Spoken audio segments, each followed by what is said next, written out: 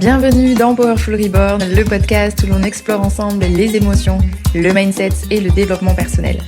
Je m'appelle Maëlle, hypnothérapeute et coach en dev perso, et ma mission est d'accompagner les humains en quête de paix intérieure et d'amour de soi à guérir leurs blessures émotionnelles. Hello à toi, bienvenue dans ce nouvel épisode, j'espère que tu vas bien. Aujourd'hui, j'ai envie de pousser un petit peu la gueulante, j'ai envie de remettre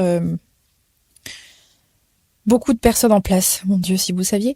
Mais surtout, j'ai envie de parler du fait d'être dans la compréhension, parce que je crois qu'on l'oublie vraiment beaucoup trop.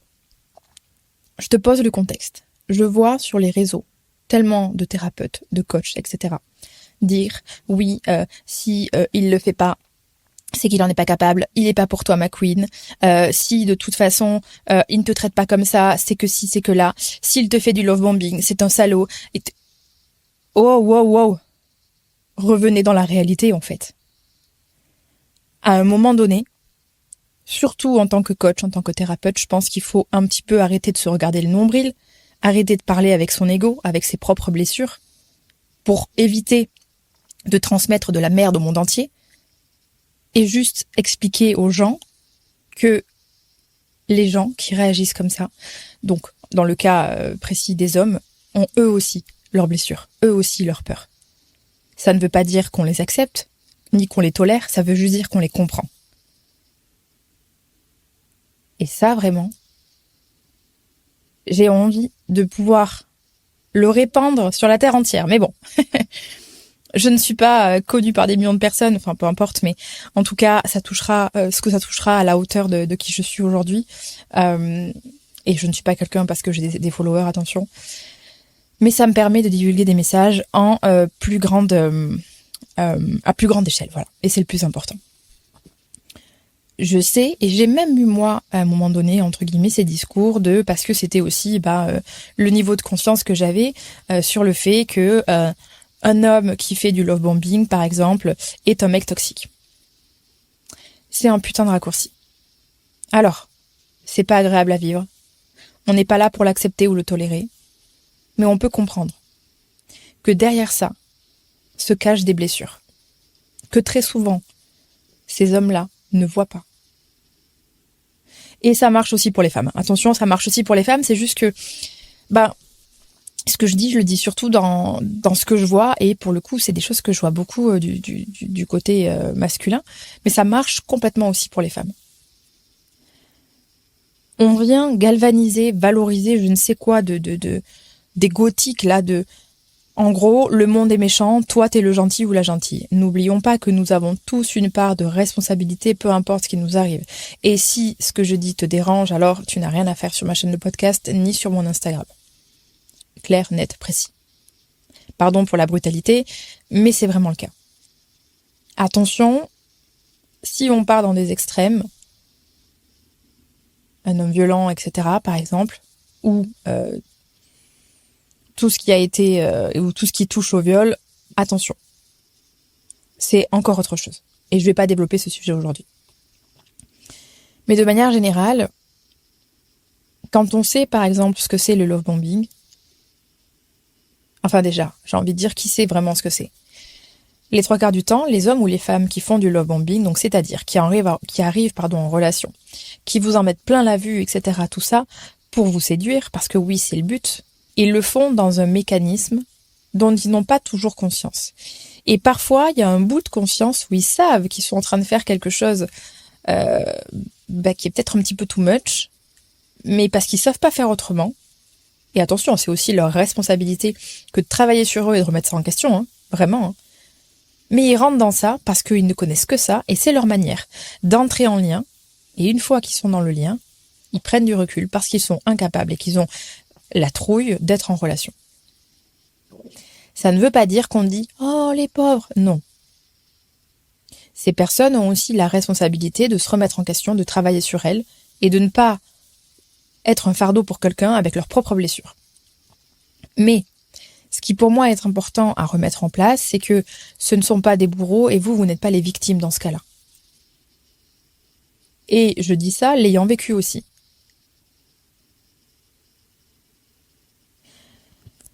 Vous savez peut-être, en tout cas pour ceux qui me suivent, que il y a eu une histoire avec un voisin à Bali pendant plusieurs mois. C'est une relation que j'ai eue relativement courte à Bali. Et ce fameux voisin est clairement arrivé tel un beau love bomber. Je l'ai senti, je l'ai vu arriver, mais j'y suis allée quand même. C'est ma responsabilité. Lui, c'était son schéma. Je l'ai vu, j'y suis quand même allée. Alors que je savais que c'était pas forcément positif. Les choses se sont quand même relativement bien passées, mais de manière globale, sur le coup, je me suis sentie dupée. Je me suis dit, ouais, putain, pourquoi il raconte tout ça? Et en fait, j'ai appris à connaître la personne. Et j'ai vu à quel point il avait peur d'être vu. Il avait peur de se voir lui-même. Et à quel point la relation lui faisait peur. Mais il avait cette espèce de besoin égotique de sentir qu'il peut séduire, que ça fonctionne, que les filles, entre guillemets, tombent. Et du moment où il se prouvait ça, il avait plus forcément d'intérêt. Je suis désolée, mon ventre gargouille très très fort. Je pense que vous l'avez entendu. Pardon. Vous savez que je coupe jamais, donc tant pis. Vous entendrez mes petits bruits de bidou. Ce que je veux dire par là, c'est que je n'ai pas à tolérer ça et je n'ai pas à dire mais le pauvre, il a des blessures. Non, chacun a ses blessures. Chacun a des mécanismes dans ses blessures qui les rendent non sains. Soyons clairs là-dessus.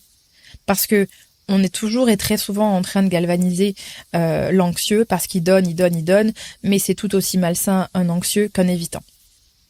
C'est juste que le cadre est plus joli chez un anxieux parce qu'on a l'impression que c'est celui qui se sacrifie, alors qu'en fait il est incapable d'aimer lui aussi.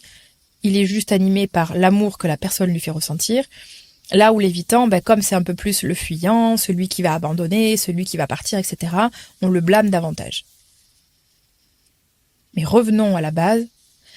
Nous sommes tous des blessés, nous avons tous des blessures qui se répercutent en relation et qui du coup deviennent des fardeaux pour les autres. Et c'est donc la responsabilité à chacun de bosser sur ça.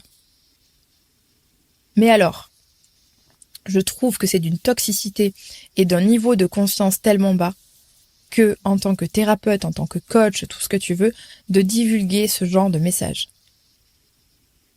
Parce que dans ce cas-là, on vient renforcer la croyance à ces hommes et à ces femmes qu'ils sont les pauvres victimes de méchants qui sont en face, alors que du coup, ils oublient complètement de se regarder, de voir qu'ils ont eux aussi des insécurités, et que dans le cas du love bombing, c'est l'exemple le plus parlant que je trouve, si tu te fous dedans, c'est aussi parce que tu es blessé.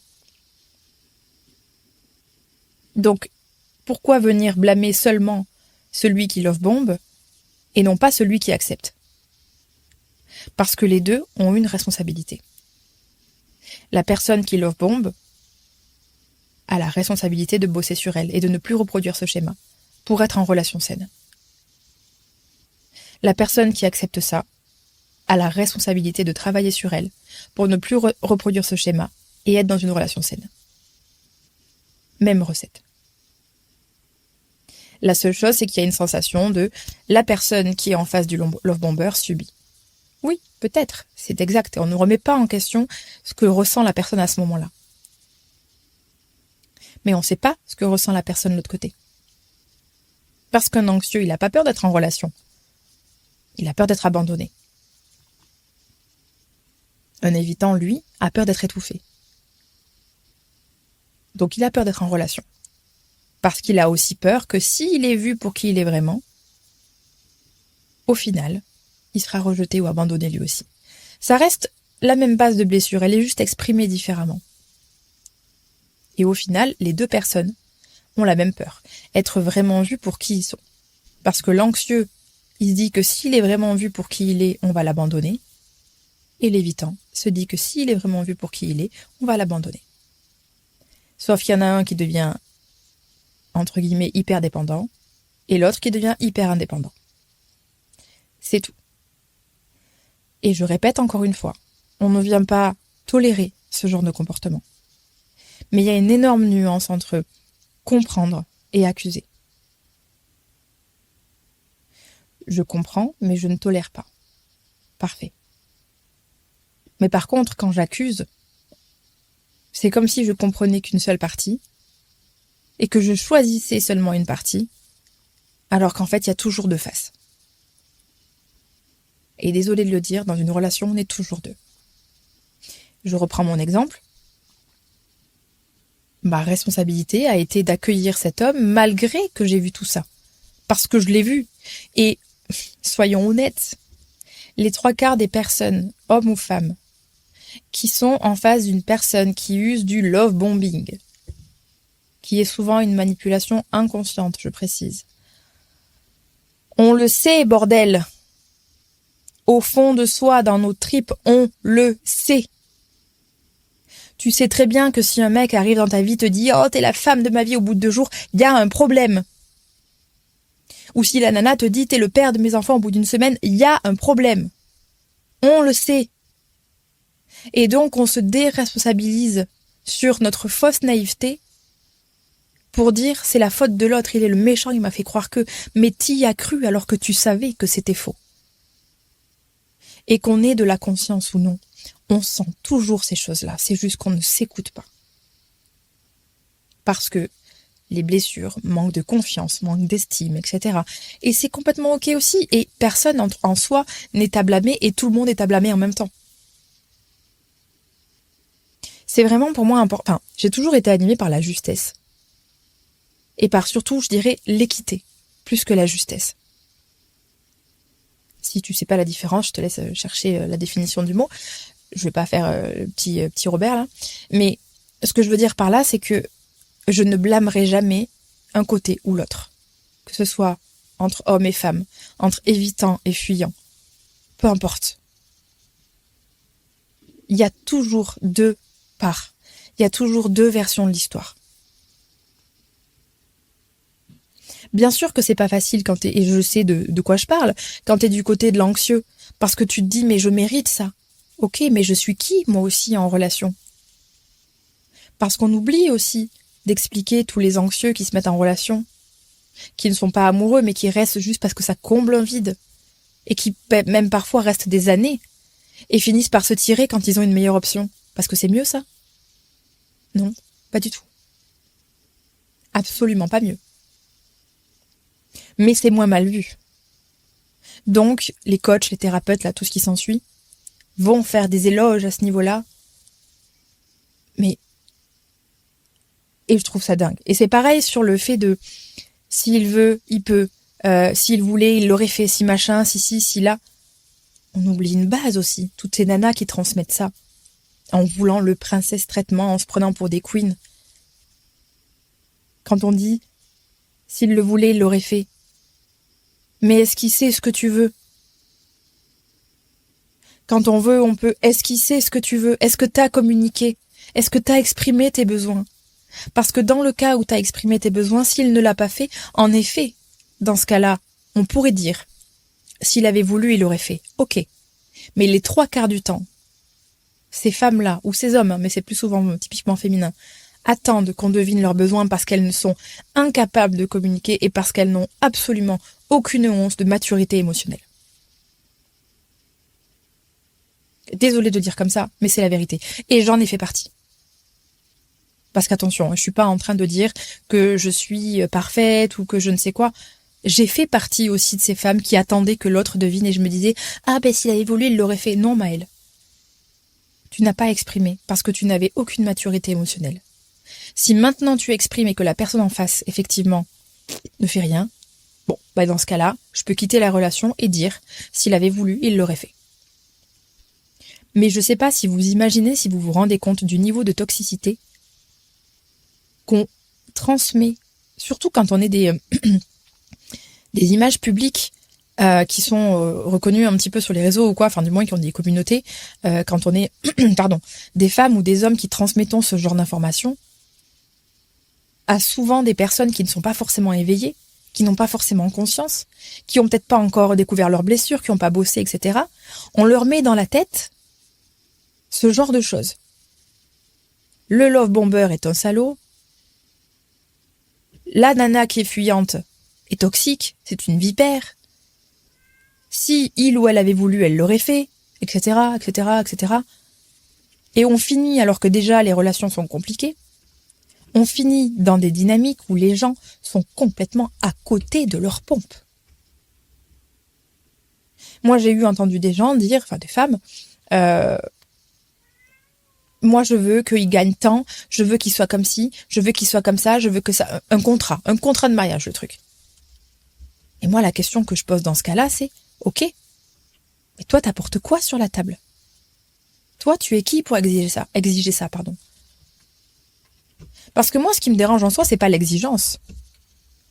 C'est que l'exigence est légitime si tu apportes quelque chose qui est à la hauteur de tes propres exigences. Et on est vraiment dans une ère sur les réseaux. Désolée si vous entendez le chat miauler derrière.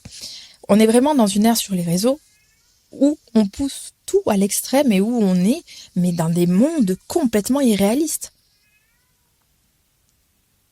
Et les gens se retrouvent à chercher des perfections du côté de l'homme et de la femme qui n'existent pas et qui n'existeront putain de jamais. Et ça me rend complètement dingue que des professionnels, entre guillemets, divulguent ce genre de choses.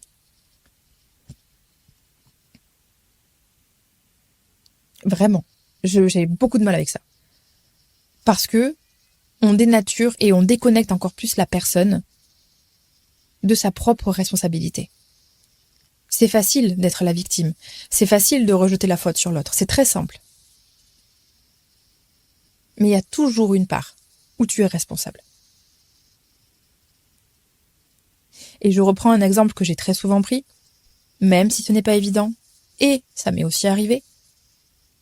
Quand une personne est trompée en relation, on pourrait se dire « Le vilain, la vilaine, il a fait du mal. » Oui, effectivement, la personne, quand elle a fait ça, elle savait qu'elle allait blesser. Ce n'est pas à accepter ou pardonner, ce n'est pas à accepter ou à tolérer, d'accord. Mais pose-toi la question, prends de la hauteur. Qu'est-ce qui s'est passé pour que cette personne en arrive là? Ça ne veut pas dire que tu es fautif ou fautive et que c'est ta faute. Ça veut juste dire que tu as peut-être une part de responsabilité dans le sens où peut-être que si tu avais communiqué quand tu as senti de la distance, ça aurait pu être un sujet de discussion. Parce que à ce moment-là, le ou la partenaire peut-être se sentait délaissé, se sentait plus désiré. Je ne dis pas que c'est une solution. Je pars du principe que du moment où tu ne sens plus désiré, tu ne sens plus, voilà, ça va pas dans ton couple, discute et pars si ça va pas. Plutôt d'aller tromper. Pour moi, tromper, c'est quand même un truc de lâche. Mais, les 3/4 du temps, c'est un niveau de conscience quand on trompe ou on est dans une inconscience de soi et une blessure absolue, où on n'a pas les couilles de venir parler, de ce fait, on fait ce genre de choses. Alors que parfois, une communication aurait pu éviter ça. Non pas que la personne, donc toi par exemple, si t'avais lancé ça, grâce à toi, il n'y aurait pas eu ça. Ça se trouve, ce serait quand même passé. Mais ça aurait peut-être été une part de responsabilité que tu aurais pu avoir. Et ça ne veut pas dire que que tu mérites ou quoi que ce soit. Pas du tout. Mais en général, et je dis bien en général parce que c'est pas toujours le cas, mais quand une personne trompe, c'est que déjà le couple ne va pas bien, les 3/4 du temps. Pas toujours, on est bien d'accord, ça c'est encore autre chose. Mais c'est un truc qui va pas en fait. Donc si toi tu le sais, tu sens dans ton corps que ce couple bat de l'aile et ne va pas, pourquoi vous ne parlez pas? Par exemple. Après bon, il y a toujours des circonstances, etc. Ce que je fais c'est assez global, je pourrais le développer sur un couple en particulier, le tien par exemple si tu as vécu ça, etc. Voilà, c'est quand même à nuancer.